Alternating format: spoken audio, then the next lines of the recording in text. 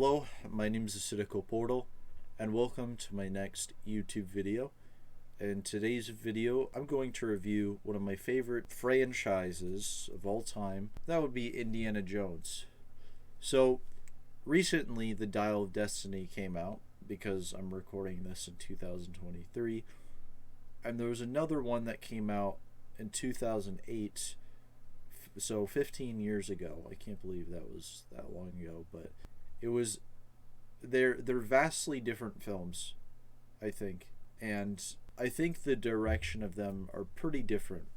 So as a fan of the film, I was like, I don't really normally do these on my channel, but I was thinking for today. I could do something a bit different. So what did I think about Indiana Jones and the Dial of Destiny? Well, I thought I was pleasantly surprised. I thought in a lot of ways it was actually an okay made film. Okay as in like pretty good, like 6 out of 10 I'd give it. Now, I'm going to be going into spoilers, so if you don't want to hear it, I'm going to just there's a gazillion other reviews out there, and come back when you've seen it. I'm going to take a drink. So what did I think about it? Well, I thought, first off, I liked it better than the Crystal Skull, but just by a very small amount. And I say that because I think this film, I think it works in a lot of ways, and it doesn't work in other ways. I think it was pretty original. I was extremely skeptical when it first came out. And before I even saw it, because people were saying that Hollywood's gonna woke this movie to death, and that they're gonna do the same thing that they did with Star Wars, and that they're gonna kill off Indiana Jones. Thankfully, they didn't really do that. No, they don't do any of those things.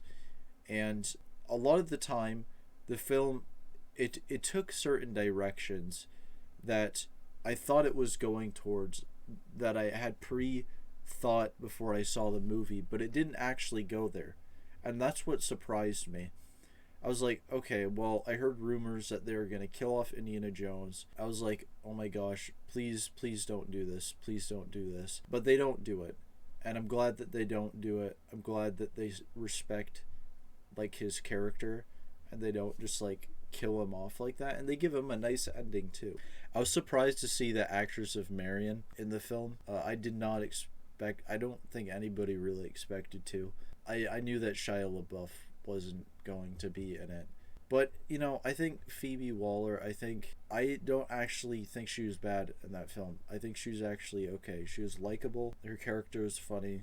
Indiana Jones' character was funny as well.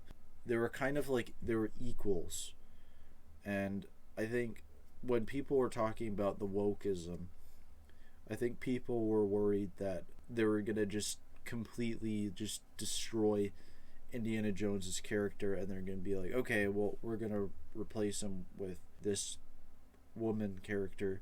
No, they didn't do that, and she's actually okay in this film. A lot of the people that criticize this film haven't even seen the film yet, so I'm wondering. I think a lot of the skepticism was warranted, especially since Disney lately. I mean, we don't even need to get started in that long story.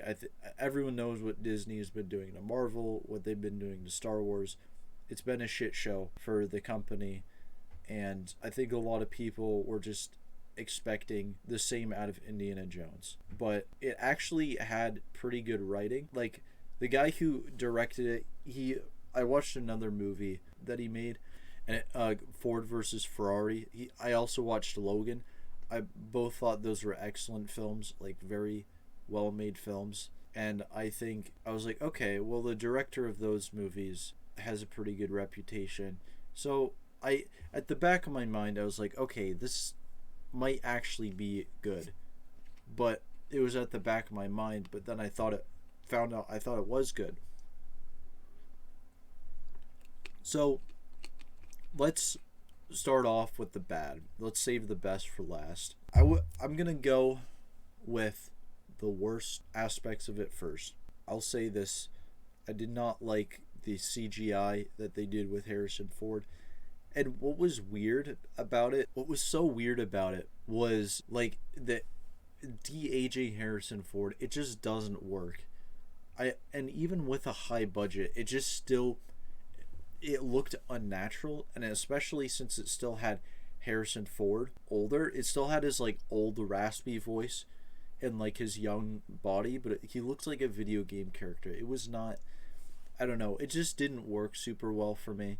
I thought that was kind of like, okay, yeah, this CGI, we yes, we're in 2023, we've come a long ways, but CGI just doesn't work with people. I think it works with aliens, it works with CGI monsters, but it doesn't work with people.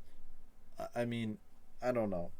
That's just on me though. I mean, but I thought the action sequence was really good. Another flaw was the what's the guy's name? Mads Mikkelsen, the main antagonist. You know the part when they're on the train and then there's that railing that just slams him while the train's going 70 miles an hour. There's no way he would have survived that. I was like, so they killed off that character, and I thought like, okay, is this just a side villain? No, no, no. He shows up later, completely fine. Real life, that would have killed him, like, and that was kind of an obvious one. But he doesn't survive a plane crash. That was another issue I had. What else did I like? I liked the chase scenes. I thought the time travel sequence was pretty interesting. I mean, they literally actually go to like ancient Greece, and I was like, wow, okay, I did not expect that, but like I thought that was actually cool that they did something different. In every movie, the villain also gets like a taste of his own medicine in every film. Like in the first one, Raiders of the Lost Ark, you know, they open the Ark of the Covenant, they all get electrocuted and their faces melt. Molo Ram, I think his name is. He gets eaten by alligators, trying to rip his heart out. The guy in the third film, his face like rots to death because he drank out of the wrong holy cup. And the fourth one, Spalko, she gets like her brain melted by the aliens because she wants all the knowledge. They kind of did it a little bit different with the villain, like. Instead, like, he flies through a portal, but it doesn't send him to 1939. It sends him to, like, 2000 BC, and then he gets killed by the Romans, or not, or the Romans, whatever, the Greeks, you know, and it was like, he wasn't using it properly, so it was his own flaw that killed him. I liked that. I also liked, let's see, man, everyone just got shot to death in this movie too. Like the black lady, the Antonio Banderas, like everyone just gets shot to death. I was like, oh no, are they gonna kill off Harrison Ford? I was like, please don't kill off Harrison Ford, or rather, please don't kill off Indiana Jones. You know, it's like, please don't replace him. And I was like, by the end, I was like, thank God that they didn't do that. And I wasn't really a huge fan of them doing that with Shia LaBeouf either. I don't know why. I think a reboot versus like would work better if you want to replace the actor, but like on the same timeline, it just doesn't work for me. Indiana Jones is Indiana Jones, you know, you can't replace him. It's like you can't replace. It's like Darth Vader's Darth Vader. You can't replace Darth Vader. You know, he's just actually, yeah, you can. But you know what I'm saying. Iconic characters. I thought they were gonna do something more with Salah, but they don't really do much with him. He's just kind of in his taxi. And you're just like, oh hey Indy, what's up? And then at the end he's like, oh hey Indy, how's it going? You know, so we don't really see him. I mean, it's nice to see the actor in the film. It's nice to have him in it, but he's more so of like a cameo, not really much of a character. So it's like, dang it, because he was one of my favorite characters in the original, so I was like, dang it, they didn't really do much with him. Well, okay, there's a few more things I want to point out. I just wanted to review this film because I don't really do reviews. I do normally gaming, but I was like, you know what, this is one of my favorite franchises. Might as well do something a bit different for thinking of other things. But anyways, I had really low expectations, I'm not gonna lie, when I went into it, and I'm glad I was surprised. I'm glad I was proven wrong, I think. I think a lot of the people that are criticizing it the most haven't even seen the film yet. They're just criticizing it off of what they've heard and the stuff that other people have said about it that haven't seen it yet. But if you've actually seen the film, for me it still wasn't like a great film. It's definitely far from the best one. But there were a few things in it I think that could have been improved. I thought it taking place in the 60s was, I think, valid, because obviously the character was aging, so you kind of had to place it at a time period where it would be appropriate for the character. I kind of find it funny when Mutt says in the last film, he's like, what are you, like 80? And now he's actually 80 filming it. But I like that the film, like it shows that he's old, it shows that he's changed. It shows that, you know, the character's, he's depressed, he's unhappy, you know, because his son died. But Miriam is mad at him, so he's just kind of alone. And it's like, I like that. I kind of like seeing him in that state where he has like these new challenges. He has challenges of being an old man. And it's like, you don't see that in the other films, because, you know, he's in his prime and he's young and he's kicking ass. And he still kicks ass in this film. He's just old, you know? You know, it's a gift that Harrison Ford is still alive, because he gave us a fourth and fifth film that would have never happened, you know, if he wasn't around. So I really like the actor Harrison Ford. I think he seems like a cool guy. And I think, like I said, I think they did a lot of things right with this film. I thought doing the Nazis again was fine. There wasn't really any reason not to do it. I thought Mads Mikkelsen he has a pretty good portrayal of like a Nazi. I don't know if that's because of his background, but sorry, that sounds kind of bad. He works as a villain. He works. The really big guy, that the kid. Oh yeah, and the kid was pretty good too. He wasn't like super annoying or anything. The like really big buff dude, I thought they were gonna do like a fight with him in Indiana Jones. I was kind of disappointed that they didn't do that. You know how in the first film and in the second film there was like these really big buff dudes that fought Indiana Jones? I thought something like that was gonna happen with that guy, but it didn't. But that's a minor thing. I mean, if you're looking back at the original films, I mean, man, those films were freaking violent. I mean, especially obviously Temple of Doom was extremely violent for a PG film. That's actually how PG-13 was invented.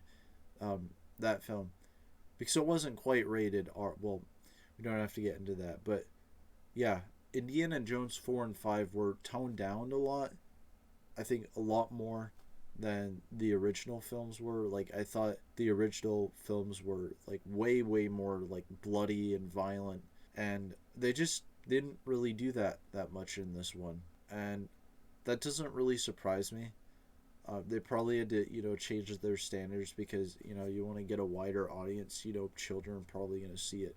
So, is there anything else that I can say about this film without dragging on too long? Well, I'm wearing my Indiana Jones hat that I got because I really like the character. I grew up with the character, and I don't know. I thought it was kind of a nostalgic ride. I mean, that's kind of how they're making their money, because they know that people are going to go and watch it, even if it potentially did suck. They knew that people were going to go watch the film, and so I guess that's warranted. Yeah, overall, pretty decent actually. Not the best film ever, but not the worst film ever. Would I say it's a great movie? No. Would I say it's underrated? No. Would I say the criticism was warranted? Yes. But would I say it's a good film? Yes. There's a lot of things that I took out of it that I enjoyed, and my grandparents that I saw it with enjoyed, and leaving the theater pleasantly surprised made my day. And I'm glad it made my day, because it meant that I still have hope for Disney at this point. So yeah, that's about it for my review. If you're just watching this review because you've seen the movie, But if you also like gaming content, feel free to check out my other videos. And that's about it. And like and subscribe if you haven't, if you're curious to check out the rest of my channel. I do a lot of stuff. So, yeah, guys, thank you for listening to my review. Have a good rest of your day, and thank you for watching.